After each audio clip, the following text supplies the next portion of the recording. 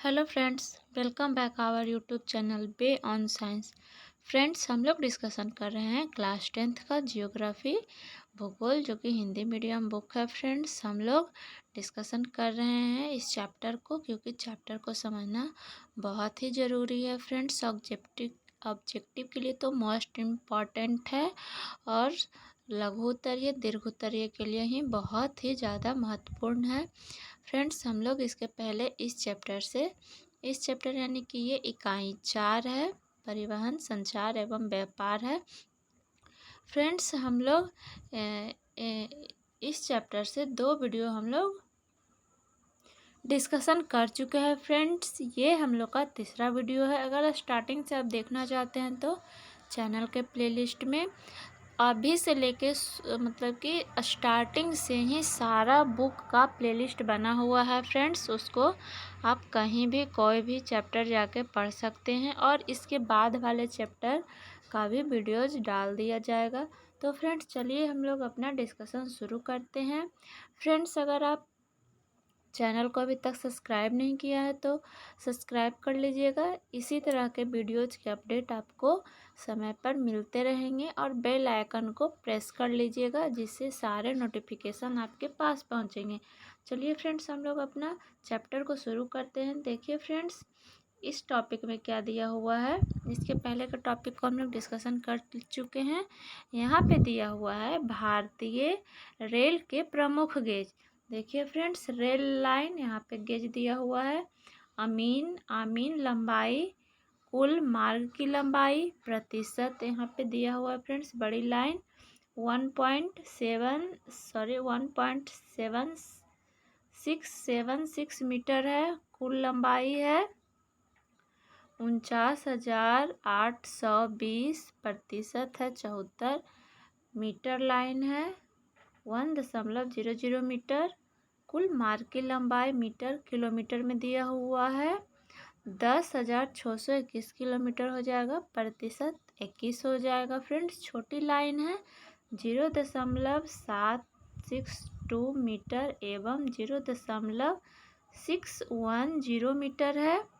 यहाँ पे कुल मार्ग की लंबाई दिया हुआ है फ्रेंड्स 2886 किलोमीटर, प्रतिशत 5%। यहाँ पे ऐड करके यानी योग दिया हुआ है, यहाँ भी जोड़ के यहाँ 100% दिया हुआ है, और ये किलोमीटर में यहाँ पे 63,327 किलोमीटर दिया हुआ है।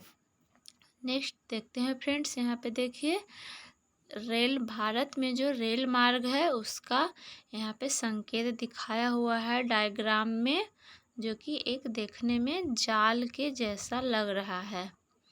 देखिए फ्रेंड्स, चित्र दिया हुआ है 4.3 भारत प्रमुख रेल मार्ग। नेक्स्ट हम लोग आगे से पढ़ते हैं। देखिए यहाँ दिया हुआ है फ्रेंड्स, भारतीय अर्थव्यवस्था से लेकर आप आम जन जीवन में रेल की महत्वपूर्ण भूमिका है। यह लोगों के आवागमन एवं सामानों की ढुलाई के साथ ही यह भारतीय संस्कृति को जोड़ने का भी काम करता है। मासिक टिकट के जरिए और भी कम भाड़ा पर यात्रा की सुविधा इससे उपलब्ध है। उद्योग के लिए कच्चा माल और उद्योगों के तैयार माल को बाजारों या शहरों तक अधिक संख्या एवं मात्रा में रेलवे के द्वारा ही भेजा जाता है। बंदरगाहों पर उतरने वाला आयातिल माल, मतलब कि जो बाहर के देशों या बंदरगाह यानी कि जो समुद्र मार्ग पर उतरते हैं, समुद्र मार्ग से जहाँ पे सामान उतरता है उस जगह को बंदरगाह कहा जाता है। तो आयात मतलब बाहर से आने वाला माल रेल मार्गों द्वारा ही गंतव्य यानी कि जो मेन स्पॉट है जहाँ की मतलब कि जहाँ पे भेजा जाना है वही गंतव्य स्थान के लिए भेजा जाता है। लेकिन भारतीय रेल की एक खामी यह है कि यहाँ 3700 समपार बिना फाटक वाले हैं, जिसे पार करते समय मानव रहित रेलवे क्रॉसिंग दुर्घटनाएं होती हैं। मतलब कि बीच में जो रोड आ जाता है वहाँ पे फाटक मतलब कि मानव रहित रेलवे है, मतलब कि वहाँ पे फाटक की सुविधा नहीं है, जिससे कि बहुत दुर्घटनाएं होती हैं। ऐसी दुर्घटनाएं मानवीय भूल का ही परिणाम है। अतः ऐसे फाटक पार करते समय आवश्यक सावधानियां बरतनी चाहिए। देखिए फ्रेंड्स, ये बहुत इम्पोर्टेंट हो जाता है। हम लोग में से हर किसी को, हर नागरिक को अपनी सुरक्षा का स्वयं ध्यान रखना चाहिए। और देखिए यहाँ क्या दिया हुआ, मानव रहित रेलवे समपार फाटक पर संयम बातें। देखिए क्या दिया हुआ है, जहाँ फाटक नहीं है वहाँ दिया हुआ रहता है रुकिए। रेलवे क्रॉसिंग के पूर्व स्पीकर ब्रेकर के पहले ही अपने वाहन की गति धीमी करें और संकेत बोर्ड से पहले रोक दें। दूसरा है, देखिए दोनों ओर ध्यान से देखिए कि कोई रेलगाड़ी तो नहीं आ रही है। तीसरा है फ्रेंड्स, सुनिए रेलगाड़ी की सीटी अथवा उसके आने की आहट सुनिए। जाइए, यह सुनिश्चित कर ले कि किसी ओर से कोई रेलगाड़ी नहीं आ रही है, तभी आप मानव रहित रेलवे समपार से अपना वाहन पार कराइए। नेक्स्ट दिया हुआ है फ्रेंड्स, प्रतिदिन लगभग 1.24 करोड़ यात्रियों को यातायात की सुविधा देने वाले इस रेलवे की सेवा गरीब से लेकर अमीर यात्रियों के लिए उपलब्ध है।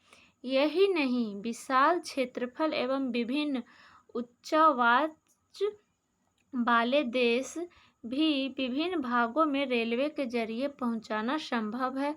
1950 से 51 में रेल यात्रियों की संख्या 1 अरब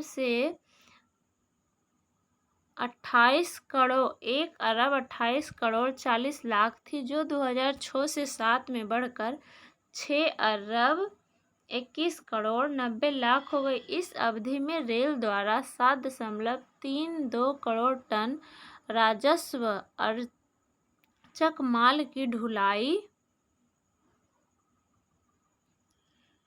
बढ़कर 72.76 करोड़ टन हो गई। इससे देश की अर्थव्यवस्था में रेलवे का महत्व स्पष्ट है।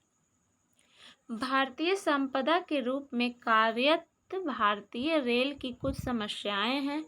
आज भी बहुत से यात्री बिना टिकट यात्रा कर रेलवे राजस्व को हानि पहुंचा रहे हैं। जंजीर खींचकर अनावश्यक रूप से गाड़ी खड़ी करके समय की बर्बादी की जाती है। आतंकी, नक्सली घटनाओं एवं हड़ताल की स्थिति में सबसे अधिक रेल संपत्ति की ही बर्बादी की जाती है।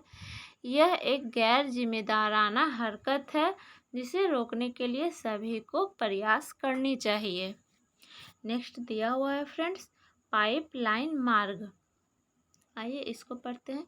शहरों में घर घर पानी को पहुंचाने के लिए पाइप के इस्तेमाल से आप अवगत हैं, परंतु वर्तमान समय में परिवहन के रूप में पाइपलाइन का महत्व दिन प्रतिदिन बढ़ता जा रहा है। पाइपलाइन का उपयोग तरल पदार्थों जैसे पेट्रोलियम के साथ ही गैस के परिवहन के लिए भी किया जाने लगा है। पाइपलाइन के द्वारा मरुस्थलों, जंगलों, पर्वतीय क्षेत्रों, मैदानी भागों और यहाँ तक कि समुद्रों के नीचे भी होकर भी परिवहन किया जाना संभव है।